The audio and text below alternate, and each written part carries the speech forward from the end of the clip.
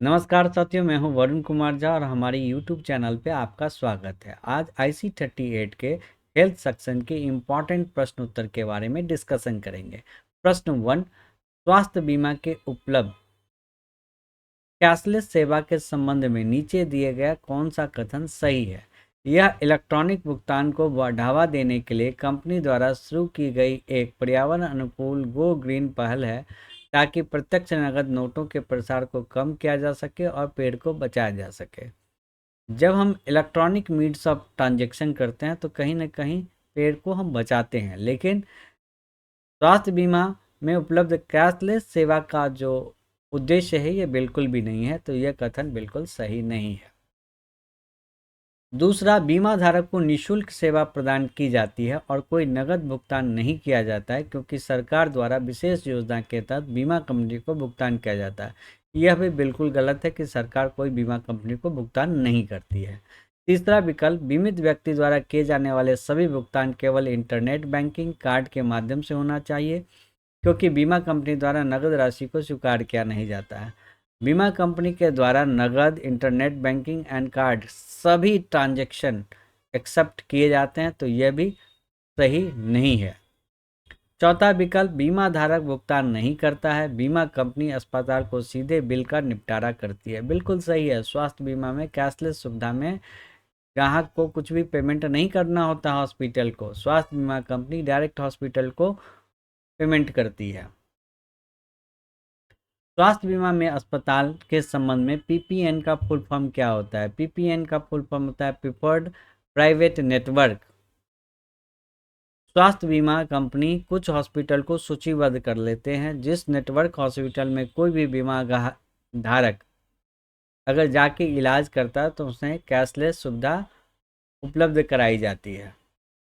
प्रश्न 30, चिकित्सा बीमा लेखन के बारे में कौन सा कथन सही नहीं है?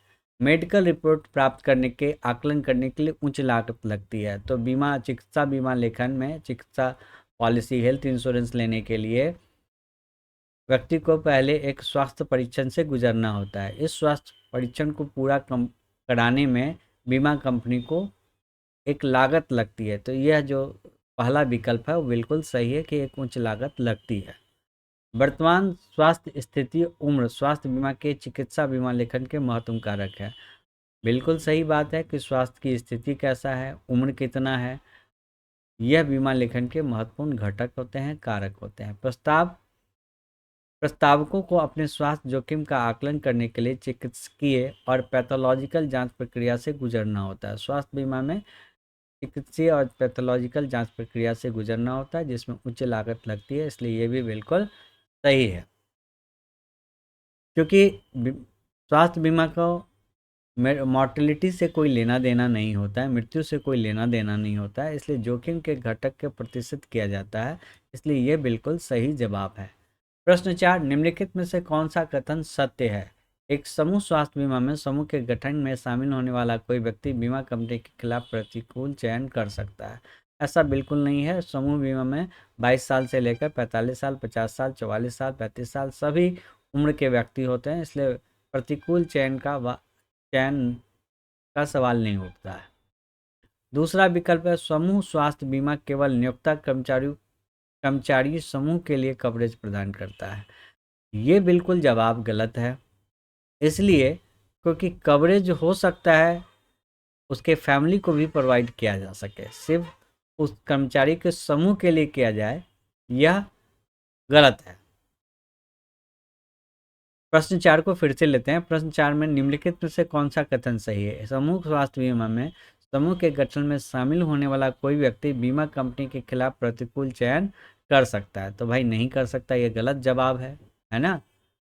क्योंकि इसमें 22 साल से लेकर 45 साल, 50 साल, 44 साल सभी उम्र के व्यक्ति सम्मिलित होते हैं, तो यह गलत जवाब है। समूह स्वास्थ्य बीमा केवल नियोक्ता कर्मचारी के समूह के लिए कवरेज प्रदान करता है। ऐसा बिल्कुल नहीं है कि कर्मचारी के समूह उसके फैमिली को भी बीमा कवरेज प्रदान करता है, इसलिए इसका जो विकल्प होगा पहला और दूसरा दोनों गलत है, इसलिए विकल्प 4 जो है वो सही है। संख्यात्मक निर्धारण विधि के बारे में कौन सा कथन सत्य नहीं है? संख्यात्मक निर्धारण विधि प्रशिक्षित कर्मियों की मदद से एक बड़े व्यवसाय के संचालन के लिए अधिक गति प्रदान करती है। तो बिल्कुल सही है, लेकिन ऊपर पूछ रहा है कि कौन सा कथन सही नहीं है। तो पहला जो विकल्प है वो बिल्कुल सही है। मुश्किल या संदिग्ध मामलों में विश्लेषण चिकित्सा रेफरी विशेषज्ञों के बिना संख्यात्मक अंकों का आधार पर संभव नहीं है। ऐसा बिल्कुल नहीं है। हमेशा चिकित्सा रेफरी और विशेषज्ञों से नहीं, आपके पास जो डेटा है, जो प्रस्तावक के द्वारा उपलब्ध कराए गए हैं, उसके आधार पर ही अंडरराइटर डिसीजन लेते हैं। वो कोई चिकित्सा रेफरी नहीं होते हैं, ना ही कोई एक्सपर्ट होते हैं। तो दूसरा विकल्प जो है वो बिल्कुल गलत है। निम्नलिखित में से कौन सा दस्तावेज अस्पताल में रहता है जिसमें एक अंतः रोगी पर किए गए सभी उपचारों का विवरण उपलब्ध होता है? जांच रिपोर्ट। जांच रिपोर्ट में आपके सारे विवरण, एक रोगी के सारे विवरण उपलब्ध होते हैं।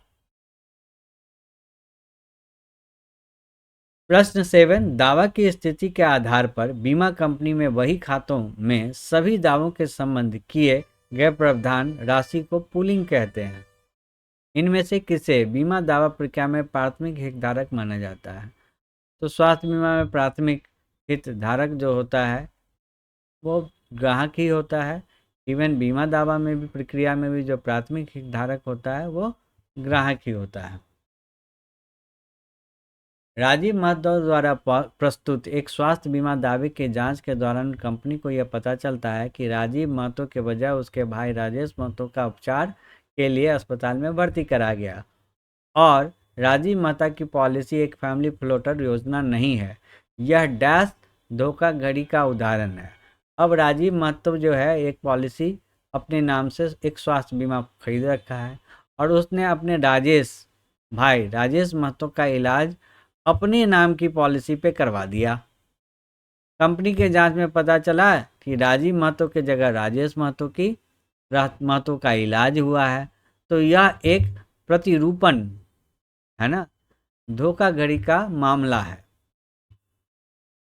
प्रश्न 8, इनमें से कौन सी स्थिति में आवासीय अस्पताल में भर्ती होने को एक स्वास्थ्य बीमा पॉलिसी में कवर किया जा सकता है? तो आवासीय भर्ती होने के लिए स्वास्थ्य बीमा किस कंडीशन में किया जाता है? रोगी की हालत ऐसी हो जिसमें अस्पताल, नर्सिंग होम में ले आया जा सकता है, लेकिन वो जाना पसंद नहीं करता। पसंद और नापसंद के आधार पर कंपनी के टर्म एंड कंडीशन नहीं होते हैं। तो ये बिल्कुल ही गलत जवाब है। अस्पताल और नर्सिंग होम में आवासीय सुविधा के अभाव के कारण रोगी को वहाँ नहीं ले जाया जा सकता। हाँ, आवासीय सुविधा नहीं होने की स्थिति में उसका घर से ही इलाज होगा और इस स्थिति में कंपनी को पेमेंट करना होगा। निम्नलिखित में से कौन सा कोड बीमारी की इलाज की प्रक्रिया है? इसके लिए याद कर लीजिएगा, सीपीटी एक प्रोसेस है जिसके तहत कोई बीमारी का इलाज कराया जाता है। अब कुछ महत्वपूर्ण जानकारी है जिनको आपको जानना चाहिए। ईएसआई कर्मचारी राज्य बीमा निगम क्या है? यह 1948 में प्रस्तुत किया गया था। औषधि, दवाई और अस्पतालों में अनुबंधित निजी और सार्वजनिक अस्पतालों के माध्यम से इसमें कामगारों को क्या किया गया था? स्वास्थ्य सुविधा उपलब्ध कराया गया था। ऐसे कामगार जिसकी आय 15,000 से कम है, ऐसे व्यक्ति को अस्पताल में इलाज करने के लिए, वो प्राइवेट हो या सरकारी हो, या दवा के लिए 1948 में कर्मचारी राज्य बीमा निगम का स्कीम लाया गया था। केंद्र सरकार स्वास्थ्य बीमा योजना क्या है? सेंट्रल गवर्नमेंट हेल्थ स्कीम क्या है?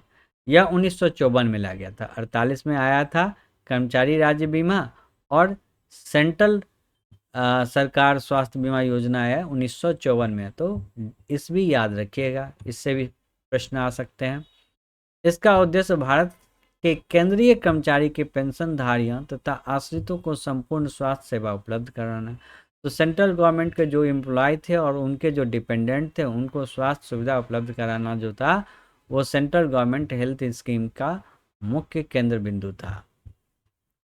आशा मान्यता प्राप्त सामाजिक स्वास्थ्यकर्ता क्या? आशा का फुल फॉर्म भी आता है कि आशा का फुल फॉर्म बताइए। तो एक्रीडेटेड सोशल हेल्थ एक्टिविस्ट होते हैं, जिनको NR HM कार्यक्रम के तहत नियुक्त किया जाता है और उन्हें ग्रामीण क्षेत्र में स्वास्थ्य क्षेत्र में लिंक के रूप में प्रशिक्षित किया जाता है। और आशा जो ग्रामीण क्षेत्र में स्वास्थ्य सुविधाओं को बेहतर बनाने में एक महत्वपूर्ण भूमिका निभा रहे हैं। PHC क्या है? प्राइमरी हेल्थ सेंटर, ऐसे जगह जहां 30,000 से ज़्यादा जनसंख्या और हिली स्टेशन पहाड़ी क्षेत्रों में जहां 20,000 से ज़्यादा जनसंख्या है वहां पे हॉस्पिटलाइजेशन के लिए बेड उपलब्ध कराना ही प्राइमरी हेल्थ सेंटर होता है। जन आरोग्य पॉलिसी क्या है? इसके कवरेज मेडिक्लेम के तहत किया जाता है। इस पॉलिसी के तहत परिवार के 5 साल से लेकर 70 साल तक के व्यक्ति को कवर किया जाता है। इसमें जो बीमित राशि होता है वह 5,000 रुपया होता है। इसमें धारा 80D का भी बेनिफिट मतलब किसी तरह का कर नहीं लिया जाता है। सार्वभौमिक स्वास्थ्य बीमा योजना क्या है? यूनिवर्सल हेल्थ इंश्योरेंस स्कीम क्या है? यूनिवर्सल हेल्थ इंश्योरेंस स्कीम क्या है?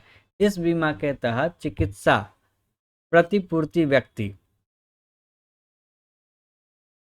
परिवार के लिए 30,000 रुपया होता है जो कुछ अप सीमाओं के अधीन होती है। परिवार का मुखिया की दुर्घटना से मृत्यु पर निमित्त को 25,000 रुपया का भुगतान किया जाता है। इस योजना 10 या अधिक परिवारों के समूह के लिए उपलब्ध है। यद्यपि हाल में इस योजना में ढील दी गई है, पॉलिसी व्यक्तिगत रूप से भी उपलब्ध किया जाता है।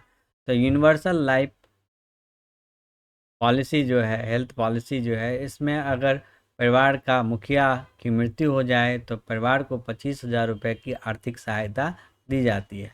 पहले ये समूह में होता था, 10 परिवारों के समूह में होता था, अब ये व्यक्तिगत रूप से भी कोई भी इस पाती। स्वास्थ्य बीमा योजना क्या है? यह श्रम मंत्रालय द्वारा, श्रम एवं रोजगार मंत्रालय द्वारा प्रारंभ किया गया है। इस योजना का उद्देश्य जो है गरीबी रेखा के नीचे रह रहे लोगों को 30,000 रुपये तक की स्वास्थ्य बीमा कवर प्रदान करना है। तो राष्ट्रीय स्वास्थ्य बीमा योजना किसके द्वारा लाया गया? श्रम एवं रोजगार मंत्रालय के लिए। किसके लिए लाया गया था? गरीबी रेखा के नीचे के लिए।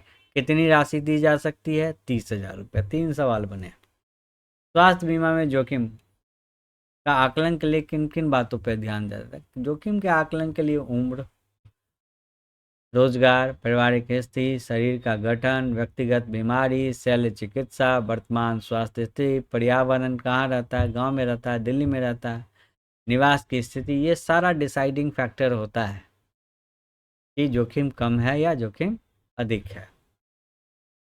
स्वास्थ्य बीमा में दावे की प्रक्रिया क्या है? स्वास्थ्य बीमा में दावे की प्रक्रिया बीमा कंपनी द्वारा स्वयं या बीमा कंपनी द्वारा अधिकृत तृतीय पक्ष व्यवस्थापक के माध्यम से कराई जाती है। दावे की क्षतिपूर्ति पर आधारित होते हैं। निर्धारण 2 स्वरूपों में किया जा सकता है, कैशलेस में किया जा सकता है या प्रतिपूर्ति दावा के रूप में किया जा सकता है। तो या तो स्वास्थ्य बीमा में दावा जो आता है, जो क्लेम किए जाते हैं, तो या तो कंपनी अपने से कर लेता है और क्लेम का भुगतान कर देता है, या एक थर्ड पार्टी होती है जिसके माध्यम से वो जांच पड़ताल करके जो दावा की प्रक्रिया है उसका भुगतान किया जाता है। अगर नेटवर्क हॉस्पिटल में किया गया है तो कैशलेस होगा, पैसा जो है कंपनी डायरेक्ट हॉस्पिटल को प्रोवाइड करेगी। और एस नेटवर्क हॉस्पिटल के बाहर कराया गया है तो ग्राहक को कंपनी में सारे सारे दस्तावेज जमा करने होंगे और प्रतिपूर्ति दावा मतलब बाद में पेमेंट किया जाएगा। प्रधानमंत्री बीमा सुरक्षा योजना क्या है? 18 से लेकर 60 वर्ष को लिए, ये 20 को करेक्ट कर लीजिएगा, 60 वर्ष की आयु में बैंक खाता धारकों को 2 लाख रुपए की दुर्घटना, तो 18 से 20 नहीं है, 18 से 60 वर्ष है ना, कि व्यक्ति को बैंक के माध्यम से 2 लाख रुपए का रिस्क कवर प्रोवाइड किया गया था, जिसके लिए 12 रुपया काटा गया था। ये ऑटो डेबिट होता है आपके अकाउंट से, और इसकी जो पॉलिसी होती है 1 जून से लेकर 31 मई तक होता है। इस बेस में अगर किसी व्यक्ति की डिसेबिलिटी हो जाती है एक्सीडेंट के कारण, या एक्सीडेंट के कारण मृत्यु हो जाती है, तो उस केस में आपको एक मास्टर पॉलिसी के माध्यम से आपको बीमा सुरक्षा प्रदान किया जाएगा। बहुत बहुत धन्यवाद। इस चैनल को लाइक एंड सब्सक्राइब कर लें IRDA रिलेटेड मोर अपडेट के लिए और LIC पॉलिसी की जानकारियों के लिए। आपका दिन शुभ हो। धन्यवाद।